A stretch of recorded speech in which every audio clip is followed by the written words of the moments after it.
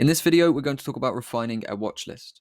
Refining a watch list basically means cutting down to a few trading assets, a few currency pairs, or a few commodities to work with long term in your trading career.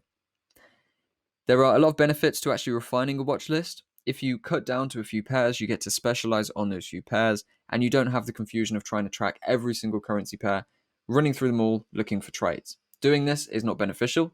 It's best to just stick to a few different currency pairs. They're going to give you enough opportunities each week to actually make profits.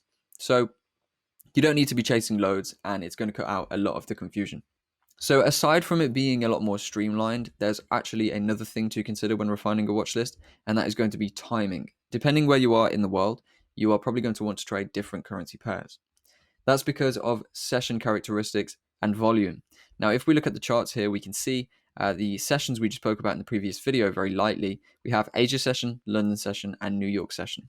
Now, we can see by looking at this pair, which is GBP USD, which is the British pound versus the US dollar, that in the Asia session, we normally don't have much movement, right? We have quite a flat price action where we just trade back and forth. When we then break out to London session, we get a little bit more direction. The London session started here, finished here. It was a clear movement through that session, which would have allowed us to profit one way. Whereas here, we're struggling really, we're going back and forth. The New York session, obviously this day was quite rangy as well. But for the most part, the London session and New York session is going to be the best time to trade GBP USD and other pound and US dollar crosses. Asia session there, very flat.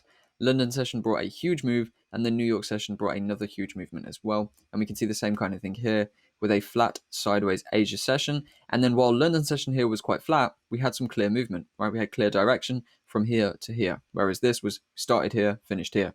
So very sideways action in Asia again, very clear direction in London, and then a large move in New York. So you can see by trading GBP USD, the best time to trade is going to be through London or New York sessions. So if you're based in the UK, the US, or Europe, this is going to be good for you. Whereas if you're based in, Australia or Asia somewhere, you're actually going to struggle to trade these pairs through the Asian session, which is going to be the daytime for you. So making sure you choose a currency pair that suits your needs is definitely wise. I mean, if we look at AUD JPY, I believe this is going to be a little bit different. We should see a little bit more movement through the Asia sessions, as we can see.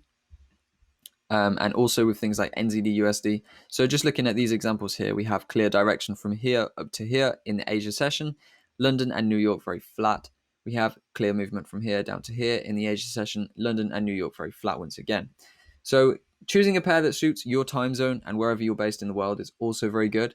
And that is just definitely a big consideration when you are refining your watch list. Now, how many pairs should you trade? Well, I actually have two primary pairs, and then I have a few secondary pairs as well. Euro USD and GBP USD are my top primary pairs. I'm a big fan of these two because they work very nicely. I've just mastered these really over the years. GBP USD has been the one that's always been with me. Euro USD I've been trading solely for quite some time now as well, along with that GU. And those are my two primary pairs that I do trade the most. Now, my watch list does adapt over time. I was trading GBP JPY and GBP AUD very heavily last year, or 2020 at the time of recording. And nowadays, I don't really trade those too much. They're very choppy, and I think these are just working best for me. So whatever works best for you, you can obviously just work with. Now, if you do find another currency pair after you've refined your watch list and after you're working with it, and you find a currency pair that you just really like, there is no harm in shifting one of your watch list pairs out and trading it for that one, or just adding it to the list. I think a good amount of pairs to have is between 2 to 5. 5 is a bit of a push. I think best to do what I do here, which is have a couple of secondary pairs, is to have a couple of primary pairs and then a few secondary pairs that you can go to as well.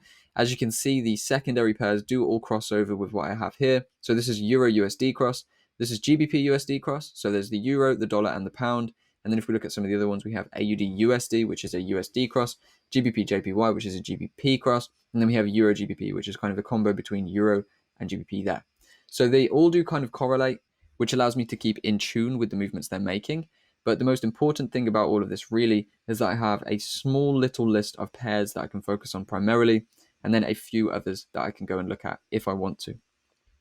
Refining your watch list allows you to keep things streamlined and organized, and I definitely recommend going and choosing a few pairs now that you are happy to work with for the long term. And another thing to finally add is, how do you actually set up your watch list in TradingView? Well, you do that by clicking this top button on the far right column, Watch List and Details. And from here, you can actually add on your different currency pairs by just clicking the plus and then typing it in. Okay, so that's how you build a watch list. You can also have multiple watch lists as well. I don't know if this is a pro feature or if you can get this on the free version, but like I said in the previous video, better to not work with the free version anyway.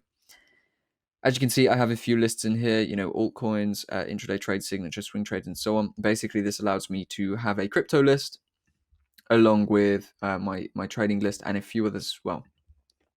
So to build a watch list, you just do that, and you can have multiple watch lists if potentially you want a crypto watch list, stock watch list, or a commodity watch list with things like gold and oil as well. And that's how you make them. And really, that is all for this video. The best thing for you to do now is, if you already have some market experience, take the top few pairs that you like to trade, put those into a list, and commit to mastering those.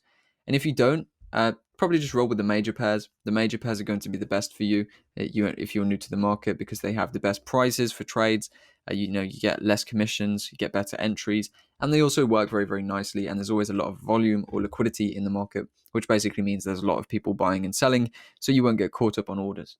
Major pairs are things like GBP USD, Euro USD, USD JPY, USD CAD is also quite a good one, NZD USD, different pairs like this. Some of the best ones to use, in my opinion, are Euro USD, GBP USD, GBP JPY, and potentially AUD USD as well, if you do like the idea of that with a little bit more action.